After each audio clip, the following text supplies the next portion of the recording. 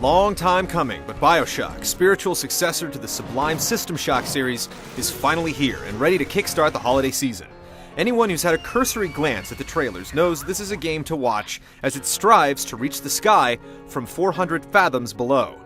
Just how high does it go? Look at the bright side. Maybe it'll be quick and painless.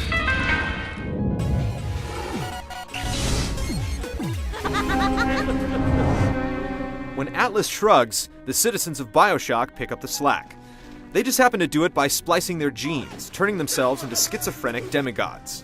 What crawls in my garden? This is the world of Rapture, an underwater utopia turned to chaos, baptized in a sea of selfish altruism, where the circle of life continues, albeit in its own unique way. You play as Jack, a man bound for great things, including turbulence. They told me, son, you're special.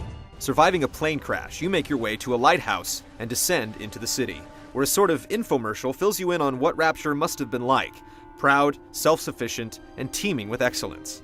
But now it's a nightmare. Its infrastructure has failed, and its citizens are engaging in genetic cannibalism, led by men high on free market capitalism. It's your job to get through it.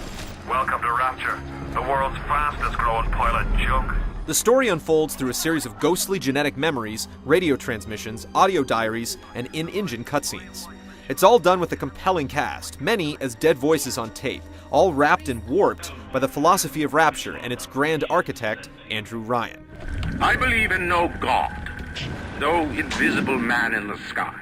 But don't let words like philosophy and capitalism scare you away. It's a story of ambition and betrayal, cast in a fantastic city, where metal hulks shuffle alongside little girls, adept at scavenging the DNA of the dead.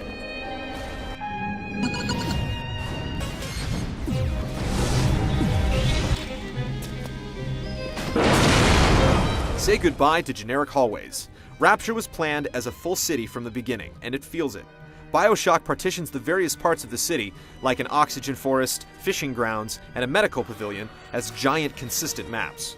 Most areas are non-linear, though the occasional high-pressure plot point squeezes you through a handful of locales with minimal detours. The flow of the game has you going on a straight path with no real backtracking, though if you want to return to look for missed cache, diaries, or little sisters, that's your prerogative. Those little sisters are the creepy girls that harvest Adam, the currency of power that facilitates fantastic abilities like freezing and shocking enemies called plasmids. The principal ethical dilemma rests here, where after dispatching their elite guardians, the Big Daddies, you have the binary choice of harvesting or rescuing. The latter nets you a thank you and a low allowance of Adam. Thank you, mister. While harvesting, well, you get more Adam and grow more powerful much more quickly. Your decisions with the girls make a big difference in the long run. As BioShock opens up its districts, it also opens up its complexity. As your plasmids expand, new weapons emerge, and a research camera is introduced. Later on, you can even invent new ammo or gene tonics, which are intrinsic plasmids that let you hit harder or hack quicker. Hacking is played out in a mini-game reminiscent of Pipe Dream, that can get tiring as the game progresses, though you can always auto-hack it or pay out the hack, leaving you with a cracked safe or a flying metal bodyguard. Like the rest of the game, even the hacking grows and changes as the game progresses, continuing the motif of instability, the fragile mad genius that holds everything together.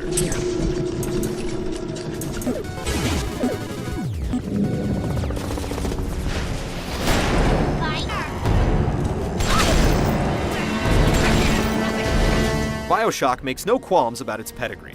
This game is a shooter. You may be ransacking apartments and piecing together the rise and fall of Rapture, but a lot of the time you'll be firing projectiles. They may not always be bullets, as you'll toss both bees and bolts of electricity at the bad guys. That's what makes it fantastic.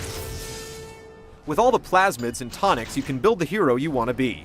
If you want to take everyone on up close and personal, you can make the wrench your weapon of choice with some wholesale tonics, or you can focus on fire.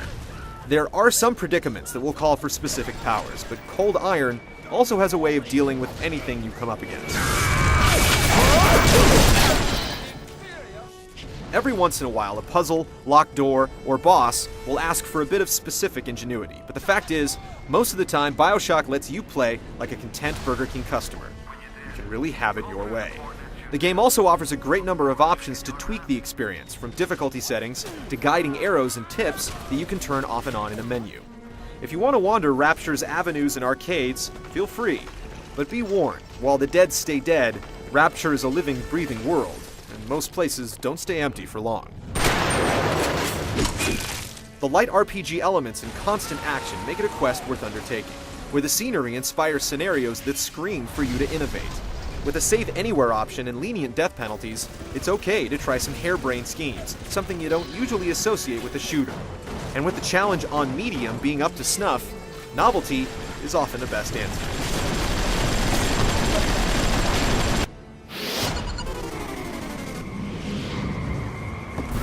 I started to argue with a man, and then I remembered who signed my checks. The only thing worse than a hypocrite is an unemployed one. Those audio diaries you pick up may be loquacious, but the chatter delivered is top-notch, with accents nailed and pentameters properly paced. Likewise, the sad sack babble from splicers. This is happening before at none.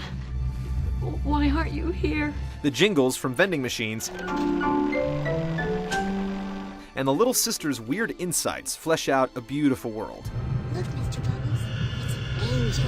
The atmosphere is like a constant fog, lingering everywhere, consistent and even, with stunning water effects that make the other elements seem a little meek, though still excellent by most accounts. The art, sound, and city planning are so solid that the occasional floating corpse or pop-in texture can be forgiven, especially with a rock-solid frame rate that dips just a couple of times throughout the 20-hour experience. BioShock is excellent on so many levels. Yes, the lack of multiplayer is disappointing, and the hacking can become tedious, but even it manages to evolve throughout the game. What really sets it apart is how it forces the player to dig deep inside and make some difficult decisions. Few games affect the player on this level, and hopefully, this is a harbinger of things to come within the industry. But for now, we'll take it. The atmosphere, the water, the story, the architecture, and the perfectly tuned challenge all come together to create one of the greatest experiences of this generation of consoles. Rapture is awaiting. Bliss is inevitable.